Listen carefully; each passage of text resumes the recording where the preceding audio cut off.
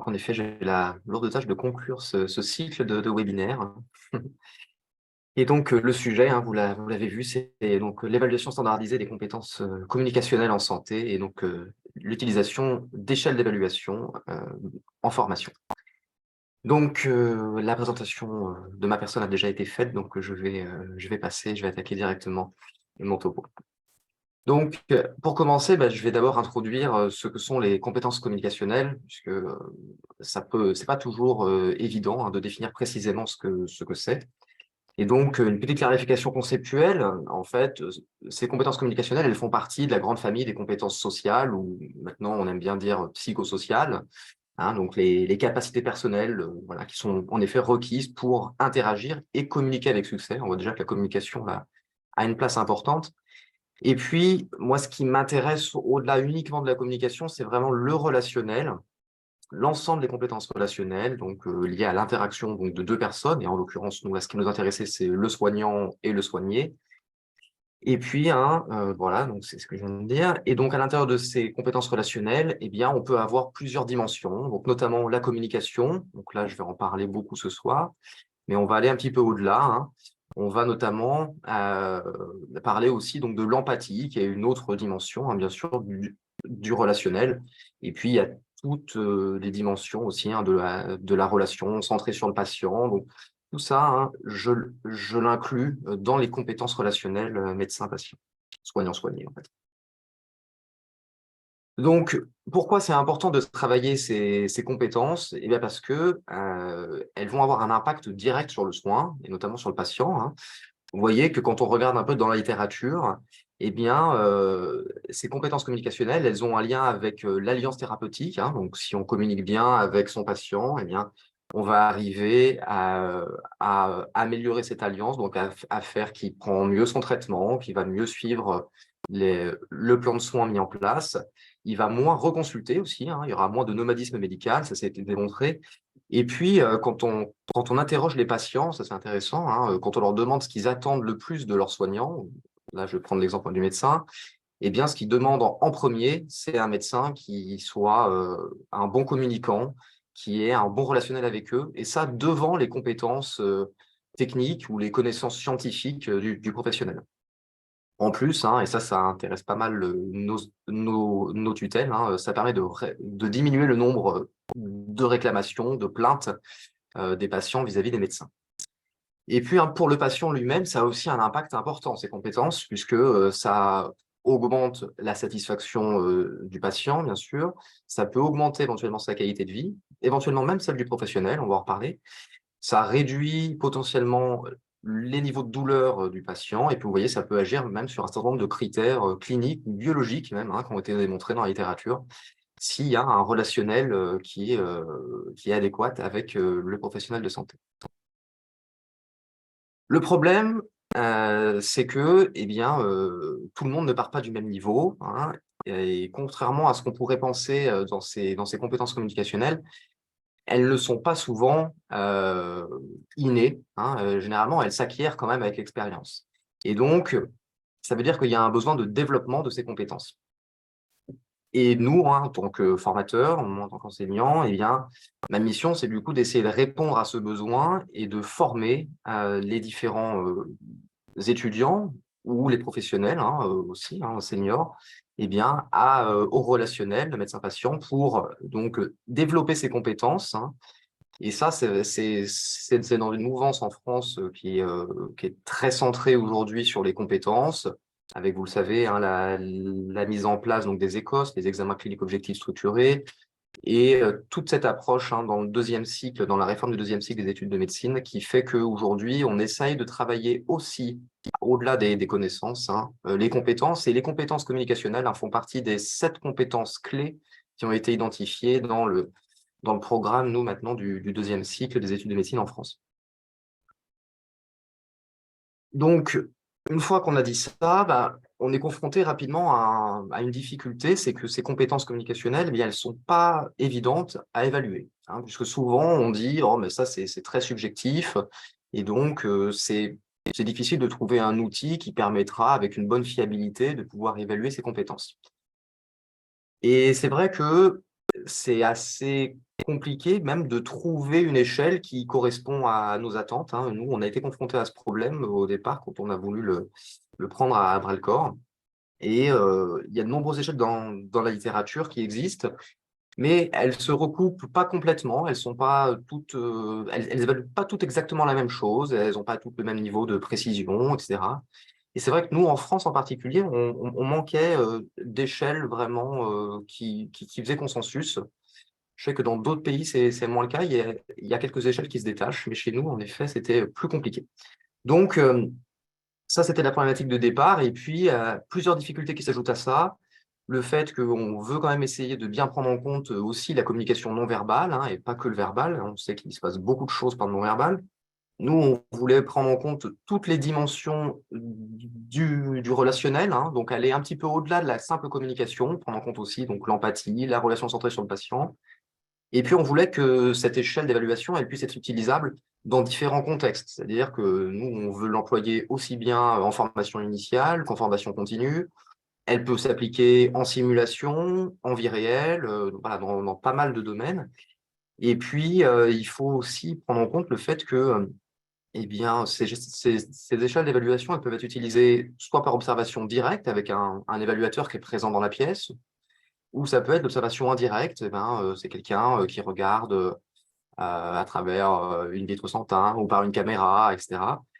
Et puis, on peut aussi avoir des échelles qui sont dans l'auto-évaluation, donc le professionnel s'évalue lui-même, et puis l'hétéro-évaluation qui est quand même plus fréquente sur ces compétences.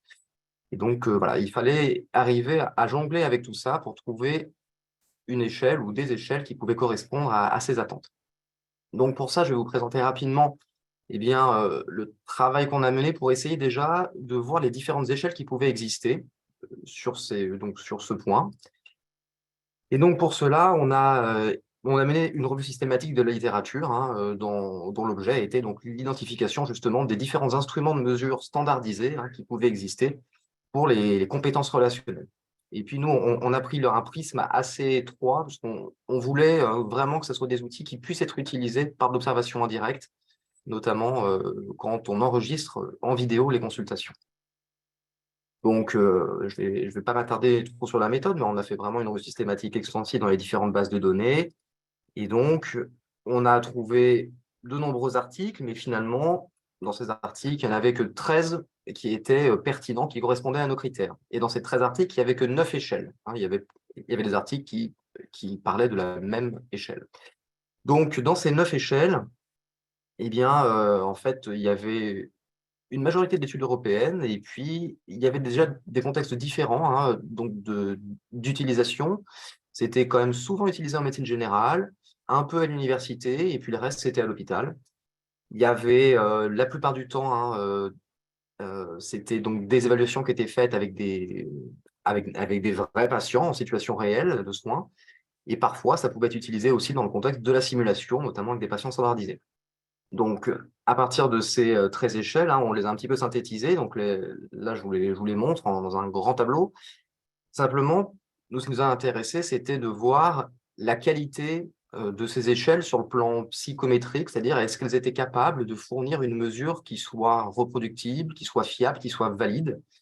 Et là, déjà, quand on regarde sur les différentes études que l'on a répertoriées, eh bien, il y avait une certaine hétérogénéité, hein. C'est-à-dire qu'il y avait quelques bons résultats, là, je vous l'ai mis en vert, et puis dans le reste, eh ben, il y avait des résultats moyens ou il y avait des trous, hein. Il y avait des paramètres qui n'avaient pas été explorés, étudiés sur ces différentes échelles, ce qui pose la question, hein, sur un certain nombre d'échelles d'évaluation de leur qualité, en tout cas, est-ce qu'on peut se fier à la mesure qui est produite par cette échelle? Donc, on a aussi regardé parmi ces échelles, quelles dimensions elles permettaient d'explorer au sein de la communication ou du relationnel. Et là, on voit, hein, si on prend les 12 grandes dimensions qu'on a essayé donc d'identifier, et donc qui permettent d'évaluer ces compétences communicationnelles, toutes les échelles ne permettent pas donc d'explorer l'ensemble des dimensions. On voit qu'il y a certaines dimensions qui sont très peu explorées, notamment donc l'identification du problème clinique ou comment on peut conclure un entretien médical. Ça, c'est des dimensions qui sont assez peu explorées dans les différentes échelles retrouvées. Et finalement, il y avait deux échelles là, qui semblaient se détacher, hein, l'échelle 4HCS, dont je vais beaucoup parler parce que c'est celle qu'on a retenue, hein, 4-Rabbit Scoring Scheme, et puis une autre échelle que je vais mentionner également, que nos amis canadiens notamment connaissent assez bien. Et donc ça, donc vous voyez que même parmi ces échelles, elles ne permettent pas d'explorer l'ensemble des domaines qu'on avait identifiés. Donc, en tout cas, dans cette revue systématique, ce qu'on a montré, c'est qu'il y avait une certaine hétérogénéité, hein, des différentes études, et que même, hein, au sein d'une même échelle, hein, si on prenait des contextes d'évaluation différents, on pouvait avoir des propriétés de l'échelle qui variaient beaucoup, peut-être dues en fait à des variations, hein, sur les caractéristiques des participants. Mais au global, hein, ce qu'on pouvait conclure finalement, c'est que malgré la faible qualité méthodologique qu'on pouvait retrouver dans les différentes études, dans les différentes échelles, il y en avait deux quand même qui semblaient se détacher un petit peu du lot parce qu'elles avaient des bonnes propriétés psychométriques et puis parce qu'elles semblaient couvrir un champ assez large des compétences qu'on voulait étudier. Donc, il y a l'échelle dont j'ai parlé, là, la 4-Rabbit Scoring Scheme, la 4HCS, et puis l'échelle GCRS, Global Consultation Rating Scale, qui est basée sur le modèle bien connu de Calgary-Cambridge. Donc, là, je vous présente justement donc, ces deux échelles très rapidement. Donc là, c'est difficile, hein, je pense que c'est petit sur votre écran, mais d'avoir une vue synthétique de cette échelle. L'échelle donc GCRS, puisqu'elle a en fait 37 items, hein, donc c'est une échelle qui est quand même assez longue. Et vous voyez que, bien qu'elle soit donc du coup très complète, elle peut quand même être présentée sous un format assez synthétique, avec pour chaque item une réponse selon une échelle de Likert en 3 points. Donc c'est une échelle qui est largement utilisée, et mais qui malgré tout est assez peu validée. C'est-à-dire qu'il y a finalement assez peu d'études qui vont étudier spécifiquement les propriétés de cette échelle. Et ce qui a surtout été étudié, c'est la fiabilité interopérateur. Donc, quand on prend deux personnes différentes qui vont évaluer la même situation, bah, elles ont des mesures qui sont assez concordantes. Donc, ça, c'est plutôt rassurant. Et donc, l'autre échelle qui était intéressante, l'échelle 4HCS, qui était, elle, utilisée plutôt dans le milieu hospitalier, qui était également assez complète, hein, on l'a vu. Et puis, elle a un peu moins d'items, 23, mais par contre, elle a une échelle de Likert en 5 points, donc il y a une cotation un petit peu plus détaillée, plus précise pour chaque item. Et là, il y a de nombreuses études de validation qui ont été faites sur cette échelle, avec des propriétés qui étaient assez satisfaisantes. Donc nous, on est parti sur cette échelle. Du coup, c'est celle qui nous a le plus intéressé. Donc ça, c'est la version très synthétique, hein, de l'échelle, mais je pourrais vous la montrer en vrai. Si vous voulez la voir en version détaillée, vous pouvez d'ailleurs scanner le QR code là ou taper ce petit lien sur Internet et vous tomberez sur une version complète. Donc, ce qui est intéressant dans cette échelle, c'est que donc elle a 23 items, elle a 4 dimensions, et que donc, par exemple, si je regarde l'item 9, hein, montre de l'intérêt à propos de l'impact sur la vie quotidienne, eh bien, quand on clique dessus, on va avoir donc un niveau de détail pour coter cet item entre 1 et 5 points, avec donc des indices, hein, ben voilà ce qui est attendu pour mettre 1 point, ce qui est pour mettre 3 points et pour mettre 5 points. Et si ça ne correspond pas exactement à ce que vous observez, vous pouvez cocher un niveau intermédiaire. Là, moi, l'étudiant que j'évalue, il est entre le niveau 3 et le niveau 5. Bon, je vais le mettre niveau 4. Donc, ça permet quand même d'avoir une grande précision, hein, dans l'évaluation de chaque item.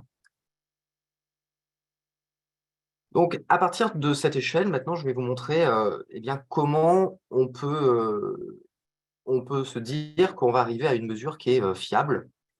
Et donc ça passe par tout un versant un petit peu de la statistique qui est qui est la psychométrie. Donc je ne vais pas rentrer trop dans le détail, mais sachez qu'on a donc effectué à partir de cette échelle déjà une adaptation transculturelle de l'échelle 4HCS, puisqu'elle n'existait pas en langue française, elle n'existait qu'en langue anglaise, et donc quelques autres langues, mais pas le français. Donc il a fallu déjà la traduire, et puis on avait ensuite pour objectif de vraiment valider les propriétés de cette échelle pour savoir si elle était fiable.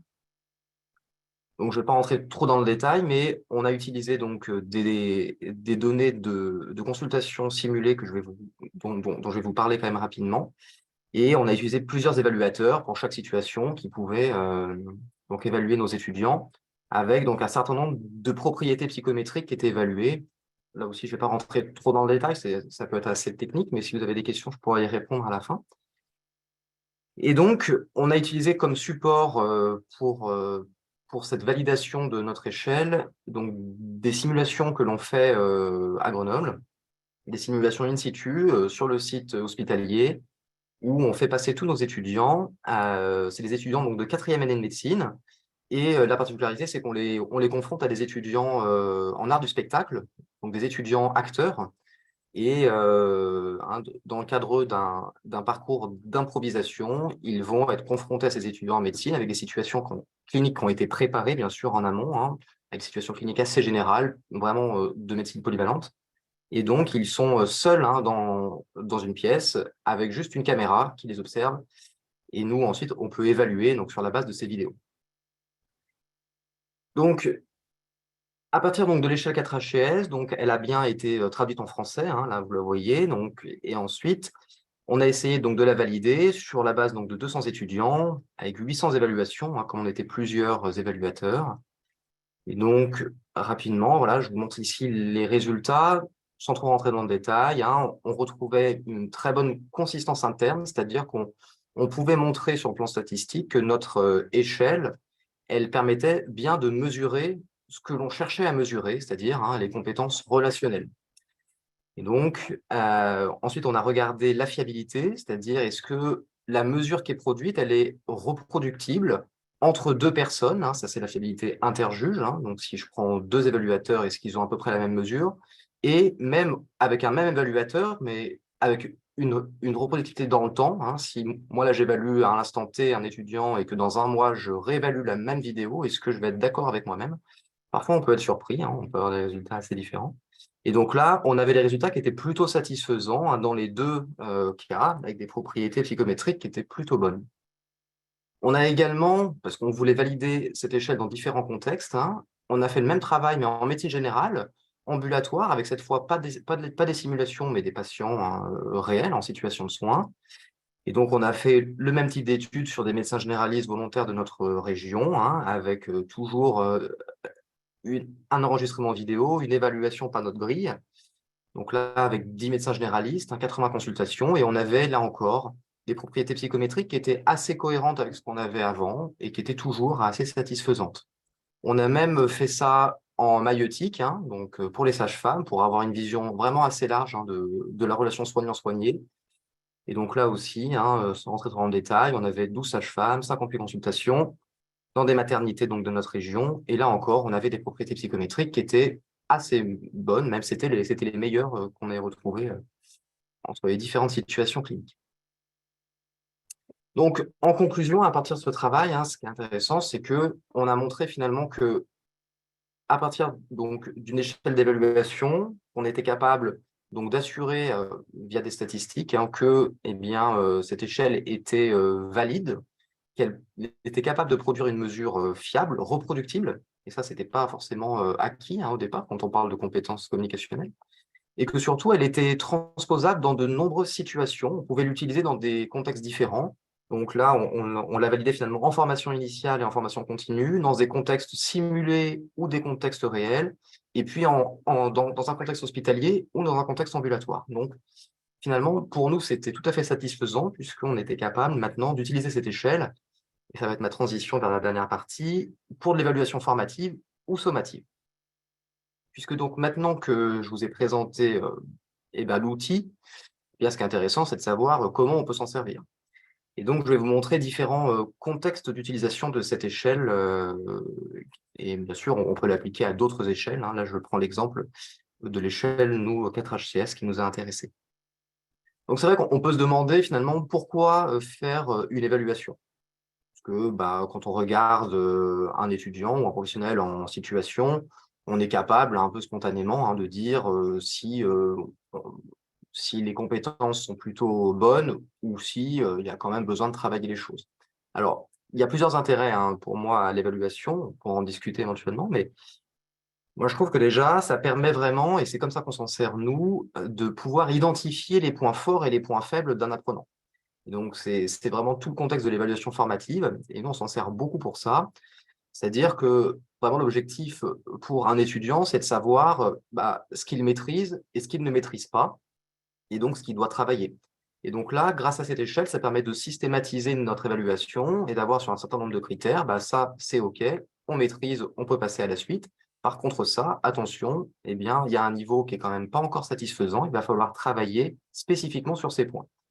Donc ça, c'est vraiment, comme ça, nous, qu'on l'utilise le plus.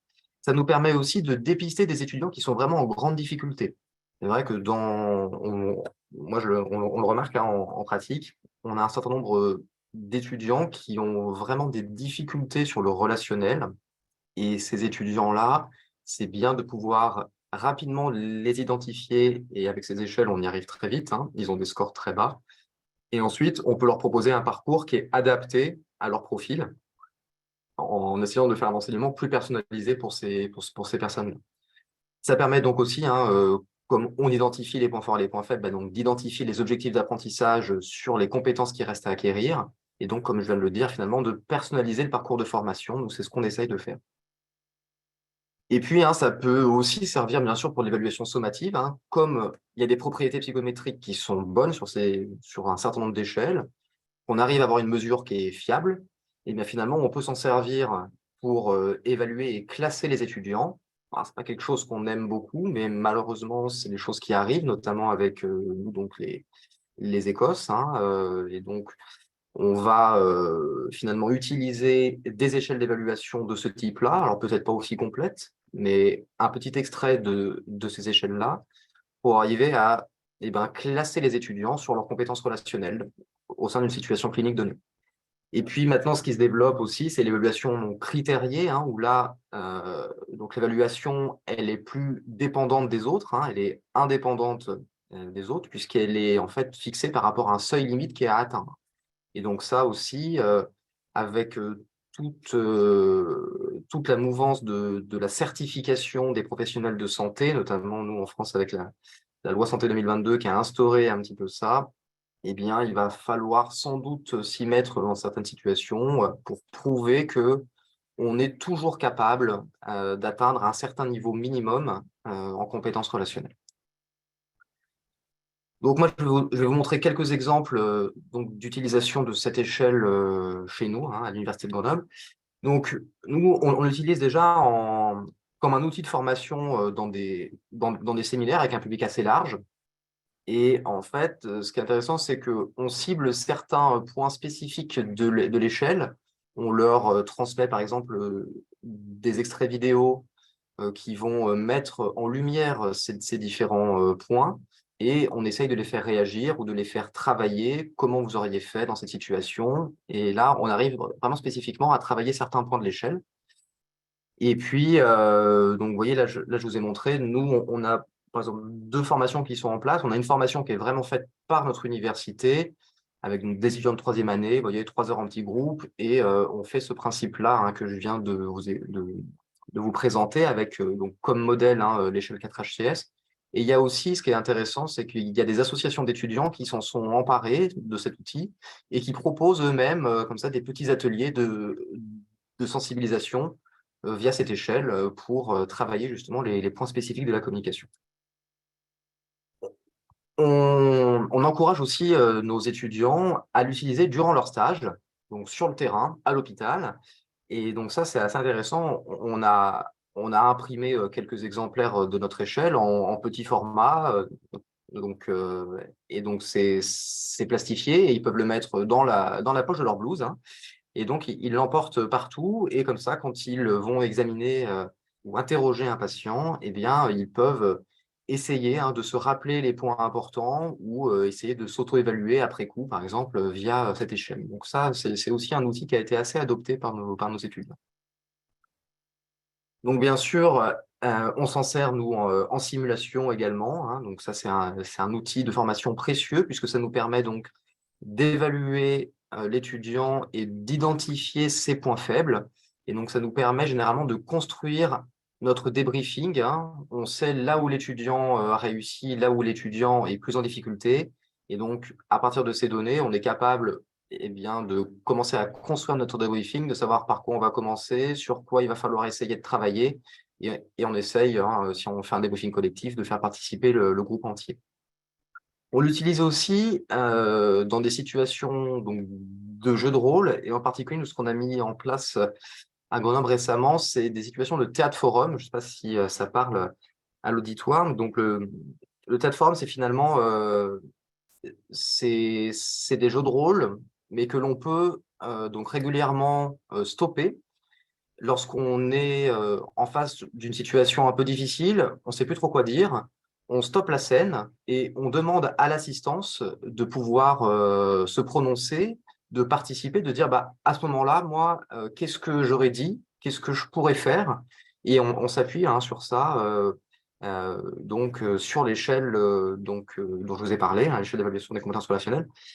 Il permet souvent de débloquer certaines situations où un étudiant est en difficulté et puis ensuite, hein, une fois que donc le groupe a identifié des solutions, pour faire face à une problématique clinique, eh bien, cette personne peut prendre la place de l'étudiant qui était en train de jouer la scène et puis comme ça, on peut rebondir et faire des scènes avec plusieurs, personnes et donc c'est un système qui marche très bien et on se sert donc, de l'échelle d'évaluation présentée.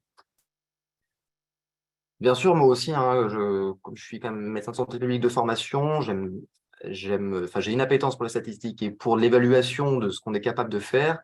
Et donc, j'aime bien effectuer des comparaisons et on a essayé donc notamment de mesurer l'évolution des étudiants au cours de leur cursus, hein, et savoir si le fait, de participer à plusieurs formations, ça pouvait les aider sur le terrain ou en simulation. Et là, par exemple, on avait montré, hein, que les étudiants qui étaient formés avec les formations que je vous ai montrées précédemment, bah, étaient meilleurs que le groupe contrôle sur donc le fameux score 4 HCS, hein, basé sur cette échelle d'évaluation. Donc sans un outil donc d'évaluation, tel que je vous l'ai présenté, on ne pourrait pas mettre en évidence, ces évolutions qui sont assez modestes, hein, mais que, si on reproduit dans le temps, on arrive vraiment à mettre en évidence. On a montré aussi, hein, bien sûr, mais c'est assez logique, hein, que plus les étudiants donc bénéficient de formations répétées au cours du temps, hein, sur la communication, eh bien, plus ils étaient améliorés. Donc ça, c'est vrai que ça fait longtemps qu'on le dit, mais quand on le montre, à nos tutelles, via donc l'évaluation qu'on a pu faire, avec l'échelle 4 HCS, ça appuie quand même notre propos et ça permet notamment de débloquer parfois des situations pour, proposer plus de formations. Voilà, donc là, je vais passer. On s'en est également servi en formation continue et ça, c'est un essai clinique qu'on a mené, ces 2-3 dernières années et donc on s'est servi du modèle enfin, sur lequel s'appuie donc l'échelle 4 HCS, hein, le 4 Habits Model, qui est un modèle, à la base, vraiment de formation, qui est utilisé dans des structures hospitalières, notamment aux États-Unis et qui vise, hein, donc à développer ses compétences dans l'entretien. Et donc c'est vraiment un modèle qui est basé, enfin qui est basé sur l'échelle, ou en tout cas c'est plutôt, le modèle qui a inspiré l'échelle. Et donc nous, on a essayé aussi donc, de faire ça, donc de mettre en place un programme de formation à la communication et donc d'évaluer via, l'échelle 4 HCS si les médecins pouvaient être meilleurs sur les compétences relationnelles et puis sur un certain nombre d'autres critères.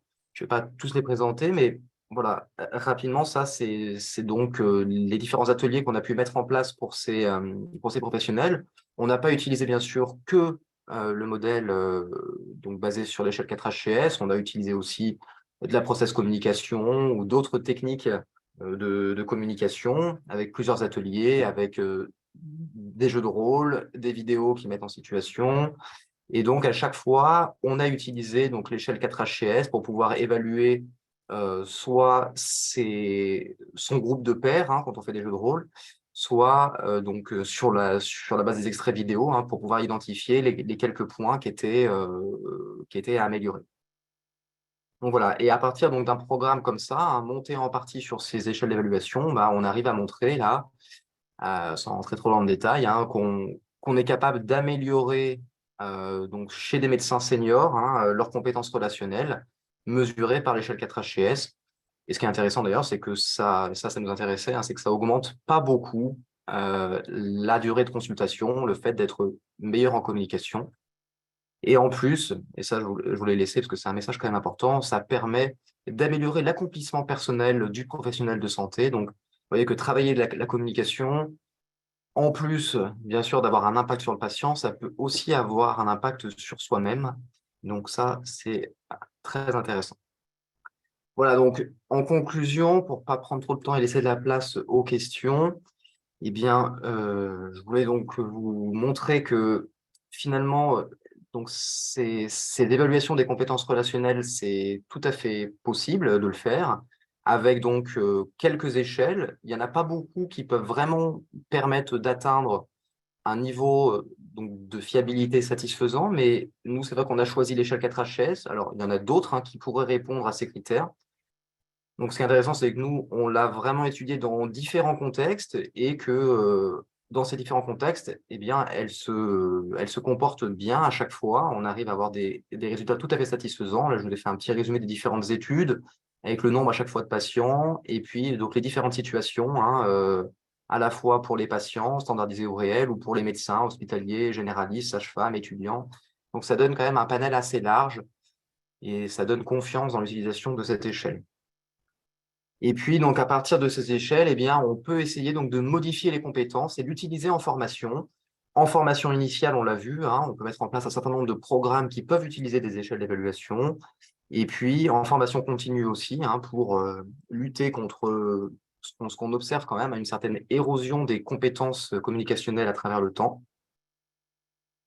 Et ce qui est intéressant, ce que j'ai noté aussi, hein, c'est qu'il y a un effet d'entraînement. Je sais que quand on a présenté ces échelles, aux médecins seniors qui ont participé à l'essai dont j'ai parlé, et bien finalement, même une fois que l'étude s'est terminée, ils ont pris goût à ce travail de la communication, via donc l'échelle d'évaluation, et maintenant ils se font des petits groupes, de pairs, d'échanges de pratiques où, donc ils filment certaines de leurs consultations avec l'autorisation des patients. Ils arrivent à mettre ça en place et ils se font une séance, donc débriefing, à 3 ou 4, et donc chacun, bah, évalue un petit peu donc la vidéo de l'autre et ils se font des retours et ils essayent de progresser comme ça. Donc voilà, là je vous ai mis un petit tableau qui montre à quel niveau on peut utiliser donc l'échelle. On peut l'utiliser bien sûr dans des cours vraiment théoriques, hein, pour pouvoir, montrer tous les points qui sont importants. On peut l'utiliser dans la mise en pratique, dans la mise en situation, en jeu de rôle, en simulation, pour pouvoir identifier donc les points forts et les points faibles. Et puis pareil, hein, lors du débriefing, moi en simulation, donc je m'en sers beaucoup pour, comme je l'ai dit, pour construire mon débriefing. Voilà, j'espère que j'ai pu, répondre à vos attentes et puis, on a,